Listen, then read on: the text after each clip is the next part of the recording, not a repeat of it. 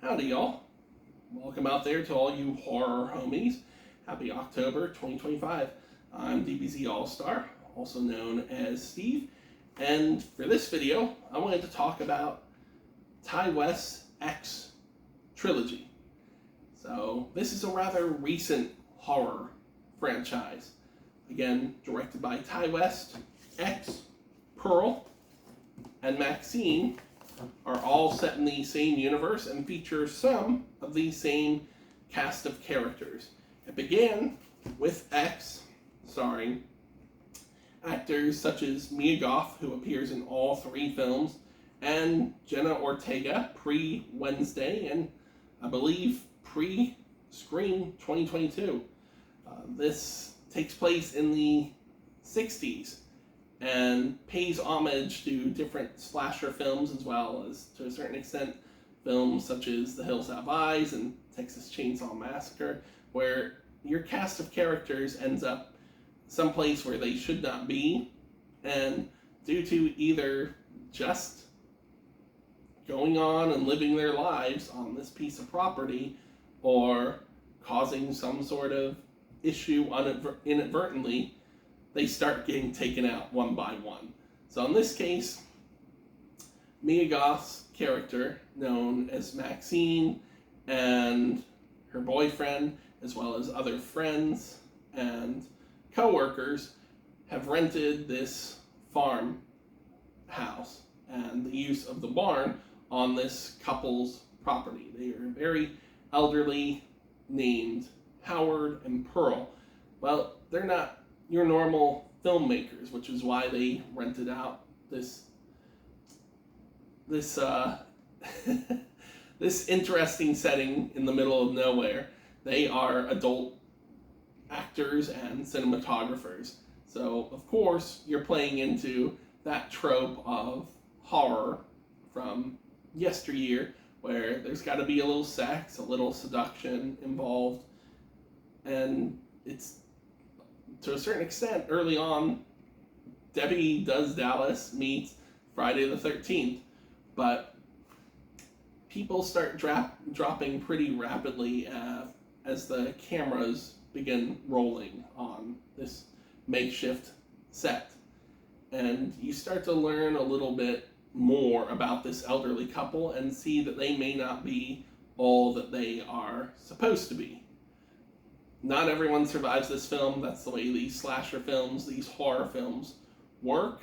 But instead of moving straight into a sequel, Ti West was very intelligent with this film, which I think is, I would rate X as my favorite film, and it's very closely tied to another film in this trilogy.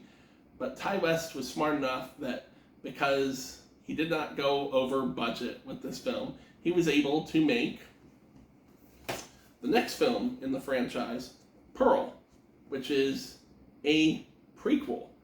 It is an extraordinary origin story, also starring Mia Goth as a much younger Pearl from the first film, X, and it details how her childhood and growing up in a very conservative household, not being able to live her life, to live her dreams, how it may or may not have contributed to her madness, and may have contributed to the behaviors that we see from her in X. Now, Howard at this point is not really in the picture. He comes in at the tail end of this film. He's off fighting at war, and Pearl is left with her conservative, religious, and abusive mother, and caring for her father, who is in poor health and can't really take care of himself. All of that responsibility has really fallen on Pearl.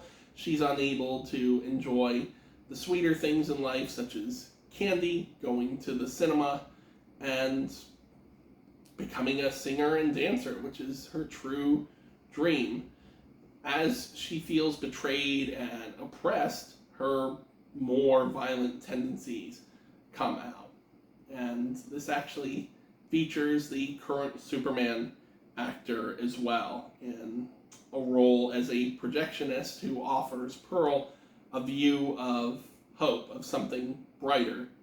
Now, does that help bring about any peace to Pearl? Does that hope help her leave her life behind? Well, considering where she ends up in X, maybe, maybe not. You'll have to watch to find out. This is a very interesting horror film because much of it takes place during the day. Much of the gore is believable. To a certain extent, you empathize with Pearl, even though some of her psychotic tendencies do come out. You can understand how she finds herself reacting to certain situations. The score is wonderful. The acting is wonderful. The gore is a lot of fun. Mia Goth kills it as a younger Pearl. This just barely makes it into spot number 2 for my favorite films in this franchise. Last but not least, and released a few years later, in 2024, we have, for now, the final entry in the trilogy, MaXXXine.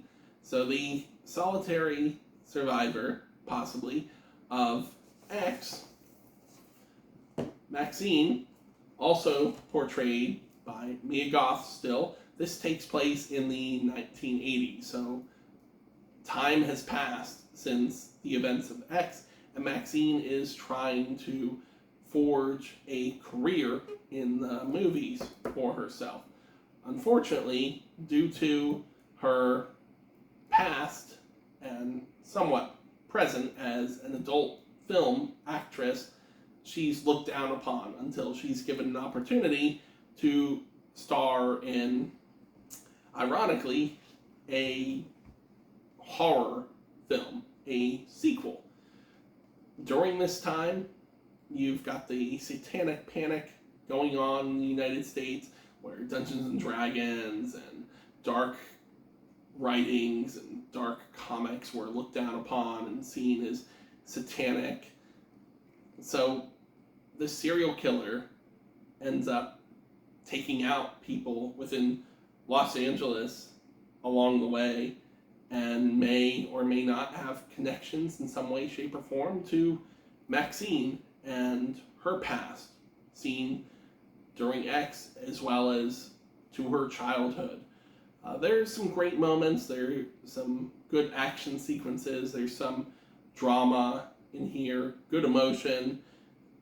The problem with this film is that it sometimes doesn't know what it wants to be. And not even Kevin Bacon and the wonderful work of Mr. Esposito, who played Gus Fring in Breaking Bad and Edgar in The Boys, can save this film. There's some great sequences, the score's top-notch, but this feels a little disjointed, and the climax is one that a lot of people feel is controversial and not in a good way. It doesn't feel like it really ties into what this film was setting up, as well as what the other films may have been setting up. So this is my least favorite out of the Ty West horror trilogy, also known as the X or Pearl trilogy. But for wrapping up the story, to see what the future may hold for MaXXXine, it's well worth watching, at the very least, for that. These were all, of course, released through the A24 production company, all 3 of these. And A24 hasn't put out too many duds. 2024 was not really their year with certain films, though, because you've got MaXXXine, The Front Room, and 1 or 2 others that didn't really reach the heights that A24 films should. Y2K is also another one. But opinions may vary, mileage may vary. At the end of the day, this is a trilogy that I'll keep coming back to, because I'd like to see somewhat of a return to form with the horror genre and see slashers make a true comeback. Whether it's through another revival or hopefully with some original ideas and original IP. But at the end of the day, if you have any questions, if you want deeper dives, if you'd like to share what your favorite slasher films are. Which one of these films is your favorite? What's your favorite A24 film? Leave a comment below. Like, subscribe, and please hit that bell for notifications for notification of all future content, be it videos, posts, streams, what have you. I'm on Instagram, Twitter, TikTok, and Blue Sky under #1 Animaniac or Animaniac. I'm also on the Omnibuds Cafe Facebook group as your affirmation administrator. Please stay healthy, stay safe. X's gonna give it to you. Thanks for watching, and be well.